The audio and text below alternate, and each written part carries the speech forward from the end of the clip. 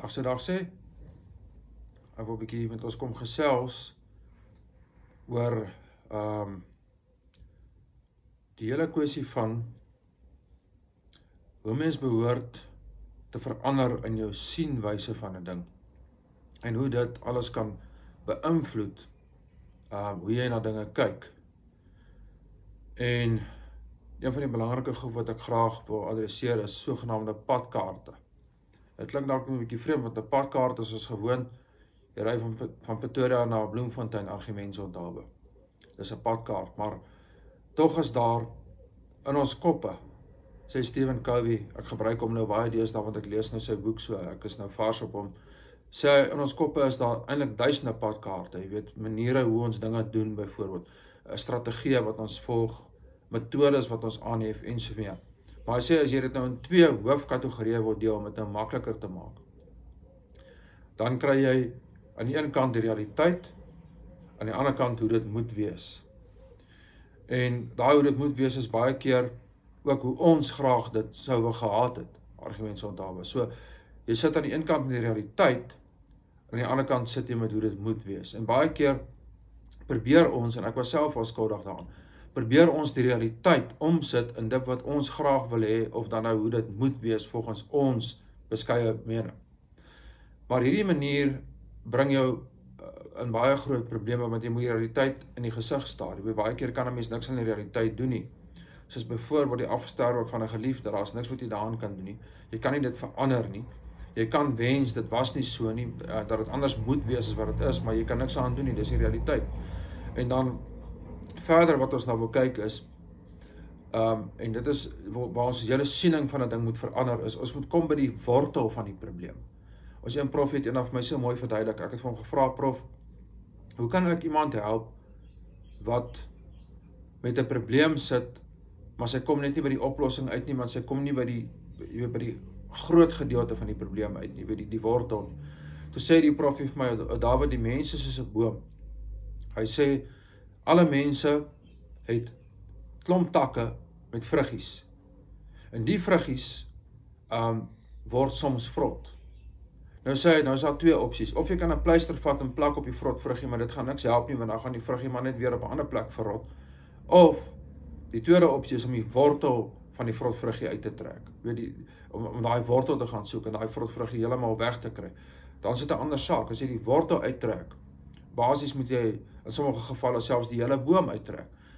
As jy die wortel uittrek van daai vruggie, dan wen jy. En dis wat hy vir my sê. Hy sê hierdie ding van dominees plakke pleister op die seer, dit is nie hoe dit werk nie. Jy moet die wortel van die probleem uit die pad uitkry. As jy selfs met armoede, jy weet, hulle sê armoede se oplossing is die wortel van wat armoede veroorsaak moet uit die pad uitkom.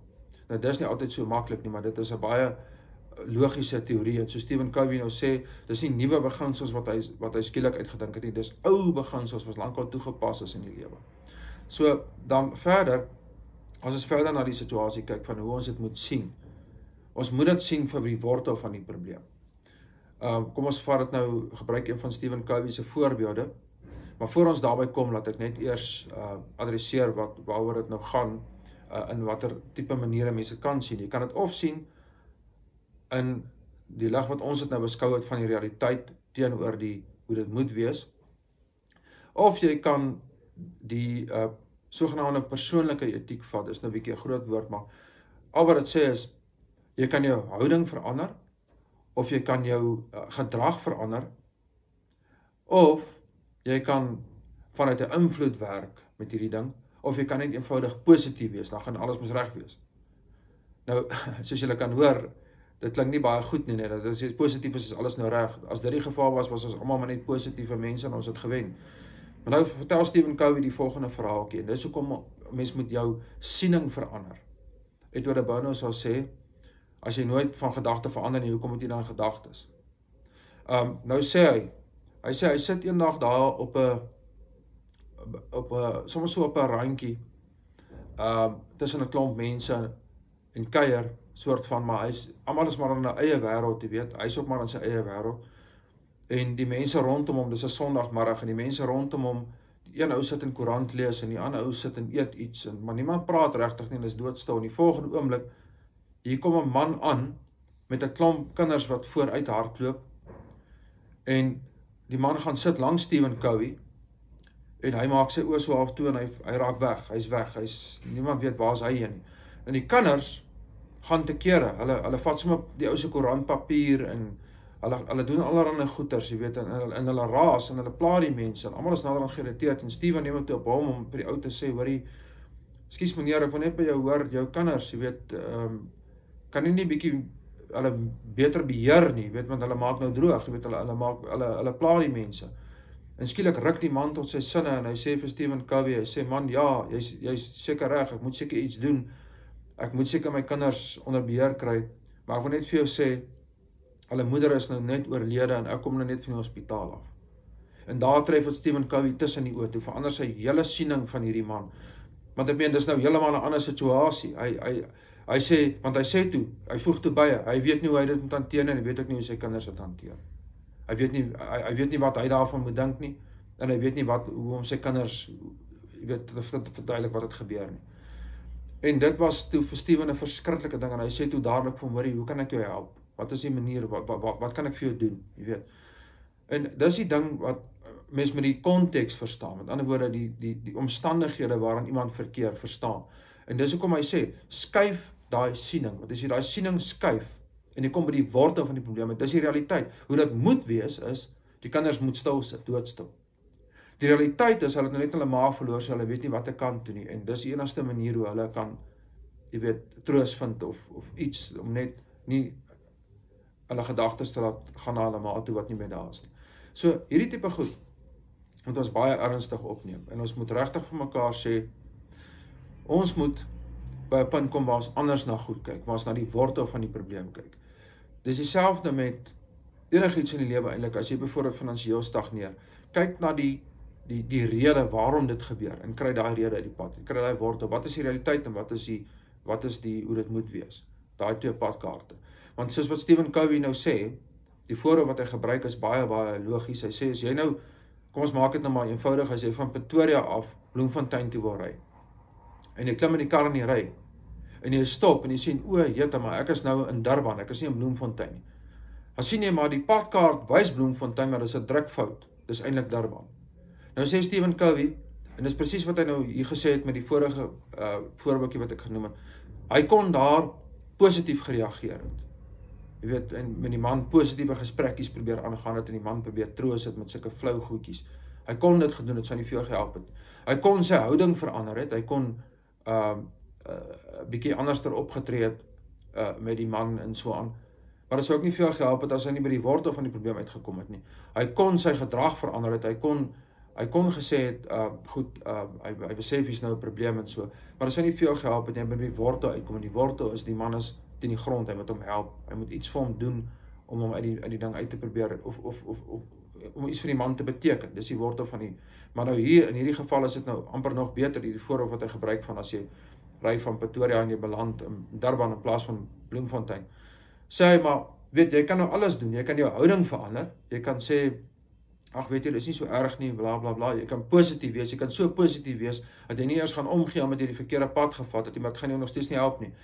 Jy kan een of ander invloed probeer gebruik om die ding nou beter te verstaan, maar dit gaan jou nog steeds nie regtig help nie. So die enigste ding wat jy kan doen om die probleem op te los, is om die padkaart te verander. Die padkaart, jy moet die regte padkaart in die hande kry, want jy wil in Bloem wees, jy wil nie in Kaapstad wees nie, of in Durban wees nie. So, jy wil in Bloem wees, so al jy in Bloem gaan kom, is om die padkaart te verander.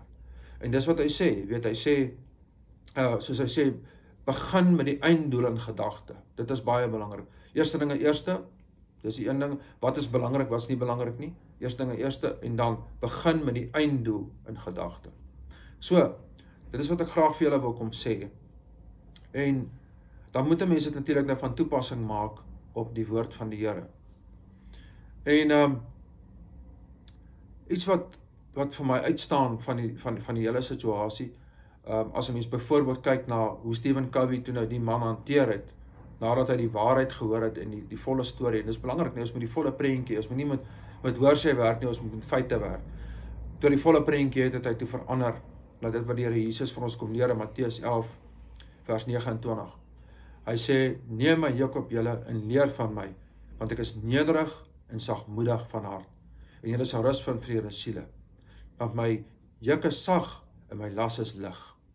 En dan natuurlik, vers 28 is natuurlik die groot gunsteling versie van baie van ons, ook een van my gunsteling versies. Kom na my toe, almal wat vermoeid en belas is, en ek sal julle rus gee. Maar dan kom sê die Here, hoekom moet ons dit doen? En hoe moet ons dit doen?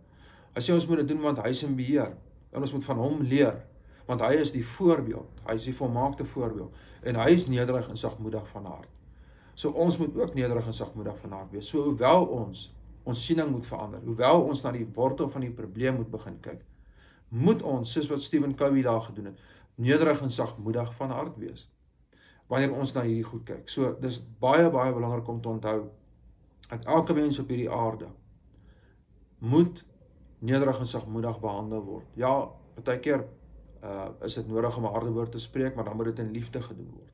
So die belangrike ding van vandag se boodskap is dit: moenie sommer net 'n gevolgtrekking maak op die oppervlak nie. Ek herhaal, moenie sommer net 'n gevolgtrekking maak op die oppervlak nie. Gaan dieper. Soek die wortel.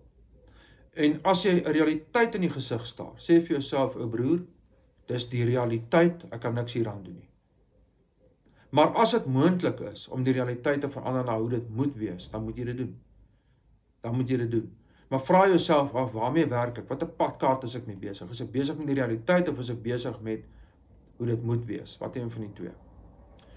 En probeer die twee by mekaar bring. En dit is nogal interessant. Partykeer deur die Here se genade speel die realiteit en hoe dit moet wees so mooi na mekaar toe uit, dat jy nie nodig het om 'n onderskeid te tref tussen die twee nie. En dan is dit 'n wonderlike voorreg, maar daar is tye wat 'n realiteit, soos met die afsterwe van 'n geliefde, wat 'n realiteit, alles wat jy kan doen, en hoe dit moet wees, eintlik heeltemal uit die pad uit is. Maar dan is daar ander kere waar daar 'n realiteit bestaan, maar waar dit verander kan word na hoe dit moet wees, en dan moet ons optree. Maar dan weer eens, nederig en sagmoedig van hart. En die Here Jesus kom sê vir ons, dat sy juk sag is en sy las is lig. Met ander woorde, dis nie swaar om hom te dien nie. Dis nie swaar om te doen wat hy van ons vra nie. Omdat hy ons help om dit te kan doen. So, dis aan die boodskapie vir vandag, en baie sterkte vir julle vorentoe. En volgende keer as jy in 'n situasie beland, probeer eers 'n bietjie terugstaan, eers 'n bietjie dink. Miskien moet ek net afsluit met hierdie voorbeeldjie, voordat ek gaan. Want ek wil vir julle kom sê, hier sit 'n man, wat toe hy jonger was, mense mooi vertel het wat hy dink. Rarig, ek het mense, julle sal seker nie nou glo nie, maar ek, baie mense mooi vertel wat ek van hulle dink, en hoe ek reageer op hulle, wat hulle gesê het, maar ek het intussen gegroei. Ek het geleer. Paulus sê mos, ek het geleer om tevrede te wees met die omstandighede waarin ek is. Nou ek het geleer, ek het myself opgelei daarin, om nie kwaad te word nie. Want 'n dominee, soveel des te meer, mag nie kwaad word vir mense nie. Dit is baie moeilik, ons sukkel daarmee, maar ek het myself opgelei om dit te kan doen, deur die Here se genade. Ek het nie op my eie gedoen nie, die Here het dit vir my gedoen. Maar kom ek vat net gou die laaste voorbeeld, en dit sluit nou baie mooi aan by die nederig en sagmoedig van hart. Nie omdat ek oulik is nie, maar omdat Christus die voorbeeld is. Weet julle wat gebeur met my nou so ruk terug, so laas jaar, kom ek in 'n gesprek, ken die mense nie, is die eerste keer wat ek saam met hulle kuier en so. En dit kom toe nou uit dat my pa aan pankreaskanker oorlede is. En die vrou sê toe vir my, die tannie sê toe vir my, maar het hulle nie vir julle gesê, dis oor erflik nie, moet jy nie gaan vertoetsen nie. Nou vir 'n oomblik is ek woedend, briesend kwaad, my bloed kook, ek dink, hoe durf die vrou dit vir my sê, jy weet. Maar ek sit en ek kry myself by mekaar, want ek hoor ek haar man wil iets sê, sy mond gaan oop om iets te sê, maar hy bedink hom. Maar ek kon hoor, hy is woedend, hy is briesend. Nou sit ek daar, nou dink ek by myself, hoe moet ek antwoord, en ek kry myself toe by mekaar, en ek sê toe doodkalm en rustig, tannie, my ouma is ook dood aan kanker, maar niemand anders in die familie is, so ek dink nie, daar's 'n verbintenis, weet, en dit is die einde van die storie. So sien julle, deur my persepsie te verander, want dis belangrik, nee, wat is ons persepsie? Hoe sê Edward de Bono, het gaan nie oor logika, ons probleme is nie met logika nie, 'n verkeerde wanbegrip van logika nie, maar van persepsie. En as ek dit ontvang het in die sin van, die vrou probeer nou baas speel oor my, blablabla, dan sou ek seker kwaad geword het, maar ek het dit ontvang in die sin van, die tannie gee vir my om.